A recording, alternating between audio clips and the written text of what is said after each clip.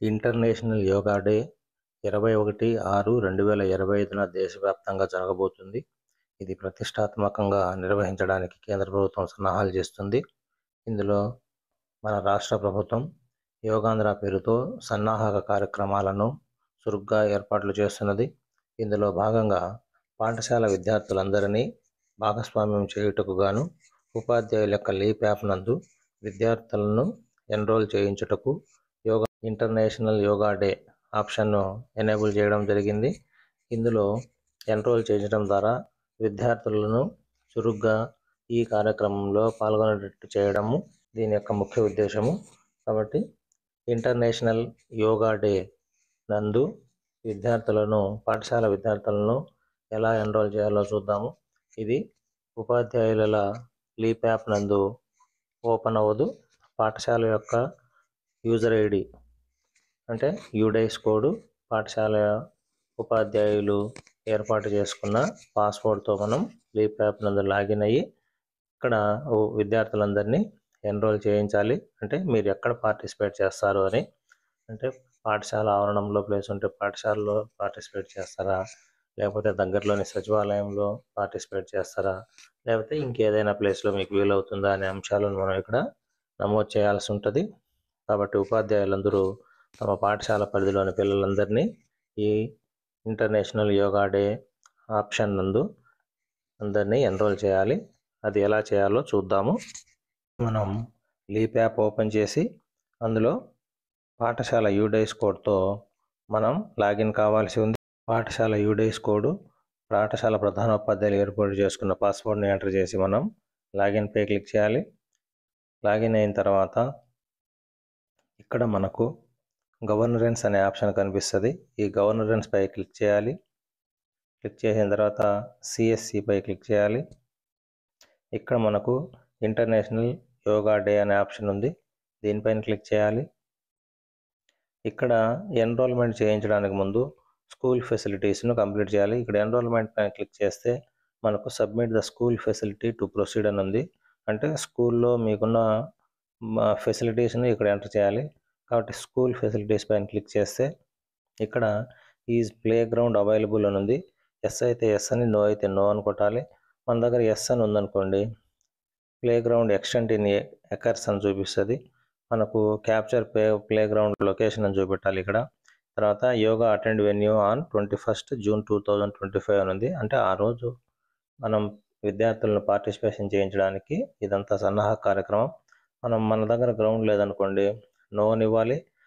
తర్వాత yoga attend venue on 21 June అన్నప్పుడు in స్కూల్లో అటెండ్ అవుతారా, సచివాలయంలో అటెండ్ అవుతారా, అదర్ ప్లేస్ అని ఉంది.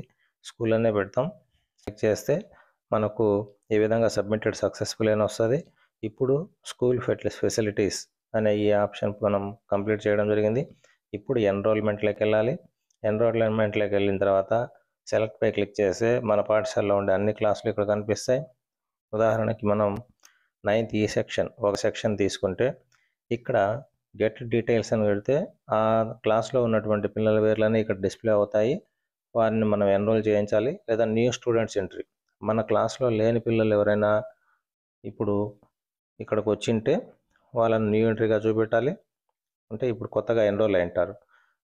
మన లీప్ యాప్లోనో మన యూడైస్లోనో వాళ్ళ పేర్లు ఉండవు.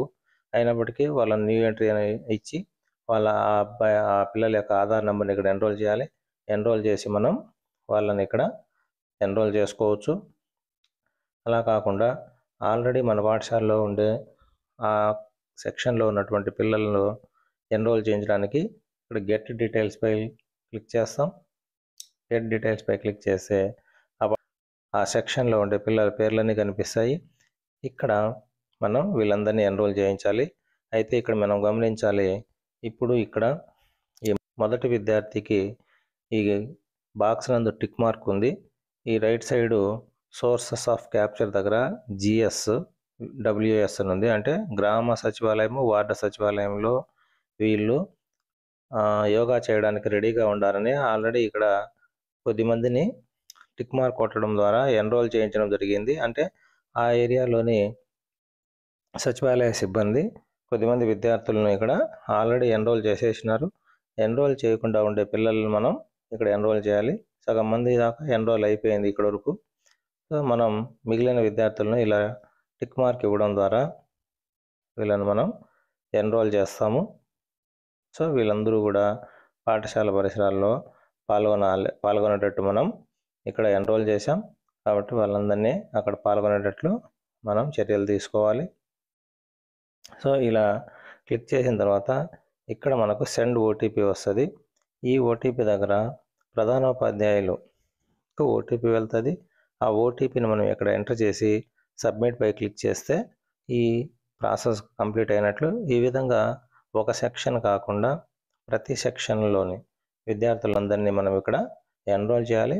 ఈ విధంగా ఎన్రోల్ చేసిన తర్వాత దేశవ్యాప్తంగా లేదా రాష్ట్ర వ్యాప్తంగా లేదా దేశవ్యాప్తంగా ఈ కార్యక్రమంలో ఆ రోజు పాల్గొనడానికి ఎంతమంది సంసిద్ధులై ఉన్నారు అనే విషయాన్ని ప్రభుత్వం వారు తెలుసుకోవడానికి గాను ఇక్కడ ఈ విధమైన ఏర్పాట్లు చేస్తున్నది. యొక్క ముఖ్య ఉద్దేశాన్ని, యోగా యొక్క ఆవశ్యకతను తెలియజేయడానికి ప్రభుత్వం చేస్తున్నటువంటి ఒక వినూత్నమైన కార్యక్రమంగా మనం దీన్ని భావించవచ్చు. ఈ విధంగా ఎన్రోల్మెంట్ ప్రాసెస్ కంప్లీట్ అయిపోయిన తర్వాత క్యాప్చర్ యోగా ప్రాక్టీస్ అనే ఆప్షన్ పైన క్లిక్ చేయాలి.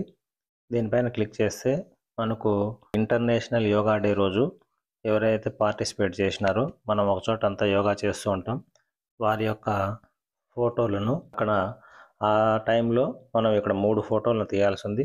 First photo, second photo, third photo అని.